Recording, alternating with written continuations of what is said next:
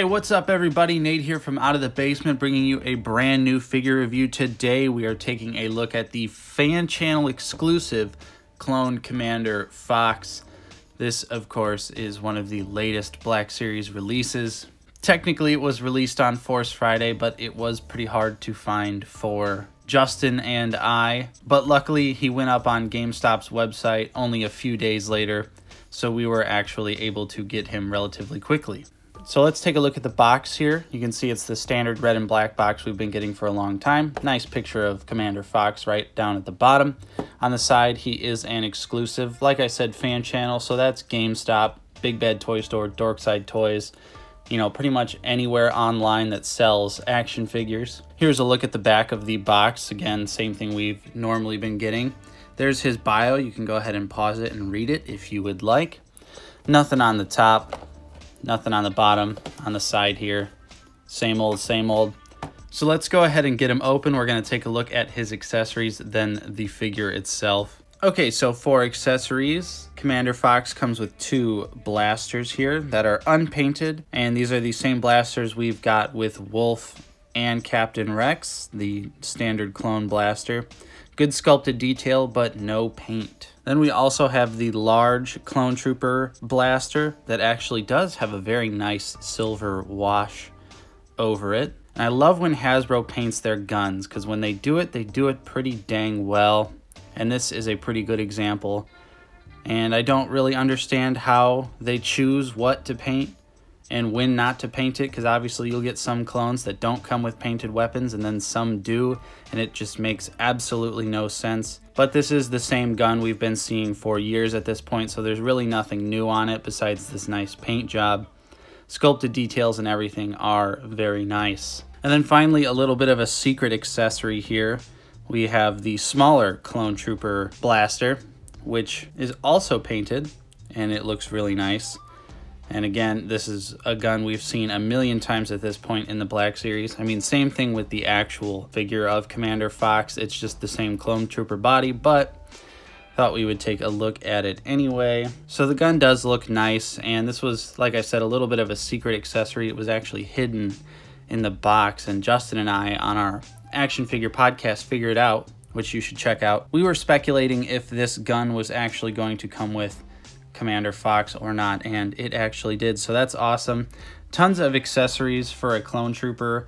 All three weapons are a really nice touch, so let's go ahead and take a look at the figure. All right, and here is Clone Commander Fox out of the packaging, and he looks fantastic.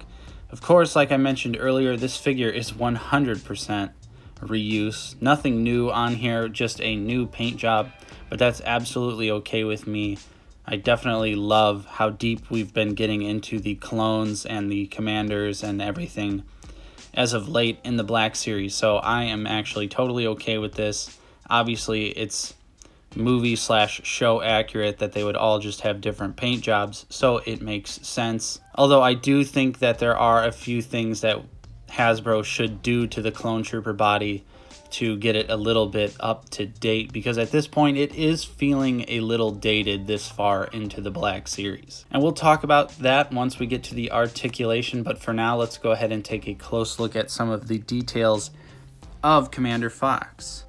Alright, and taking a close look here, you can see that his helmet does have lots of wonderful dirt details on it.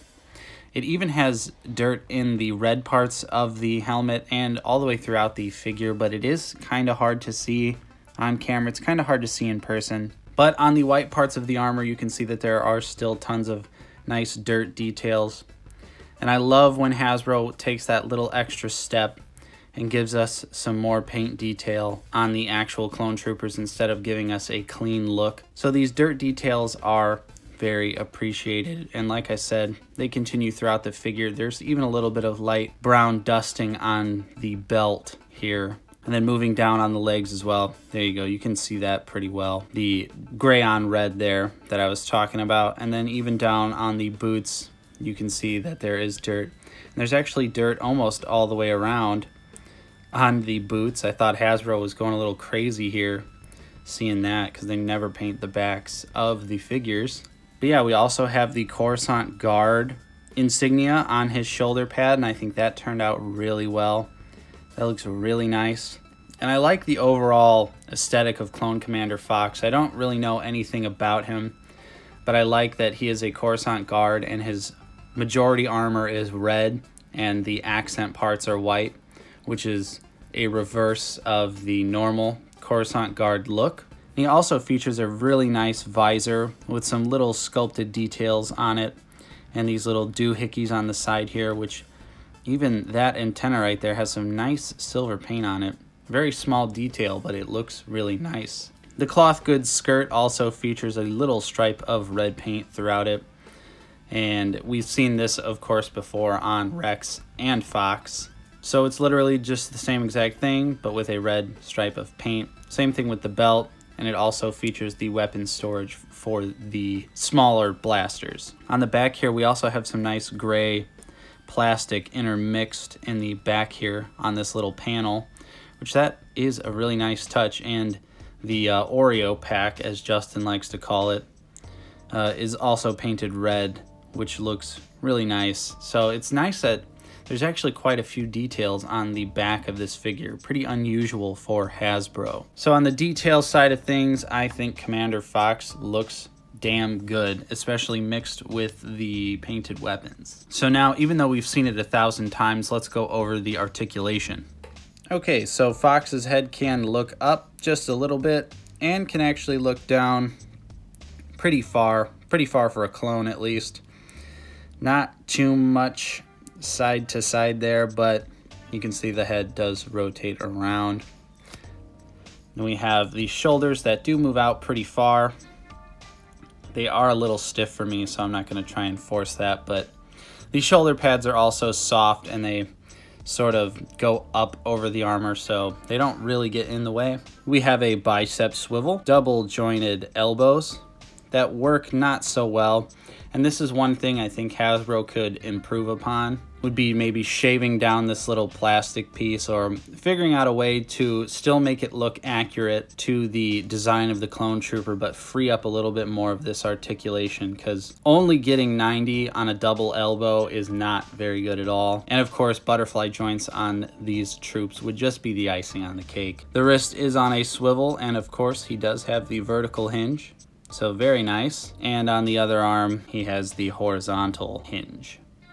Moving back, you can see his crunch forward is okay. It's a little bit, it's not bad, and back is pretty much non-existent, but of course you do get the twist there.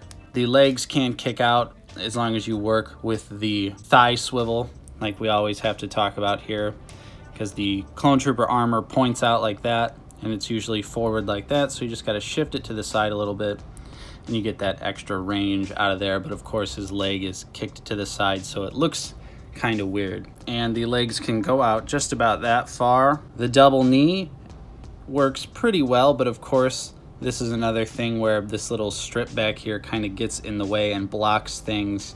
I really feel like there is something that could be done to free up the articulation, because this body's not bad, but just the design choices on the elbow and knee joints really inhibit the articulation of this figure. And of course for the foot, it can go down just a little bit and it can go up really far.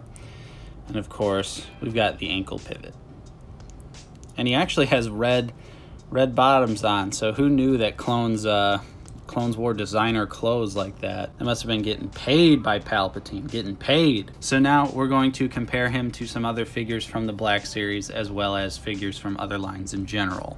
All right, here he is next to Commander Gree and another Coruscant Guard clone trooper from Star Wars The Black Series. And then with Wolf and Rex, then the carbonized Mandalorian and the Mafex First Order Stormtrooper. And finally the Mezco 112 Michael Myers and the NECA Roy Burns Jason Voorhees.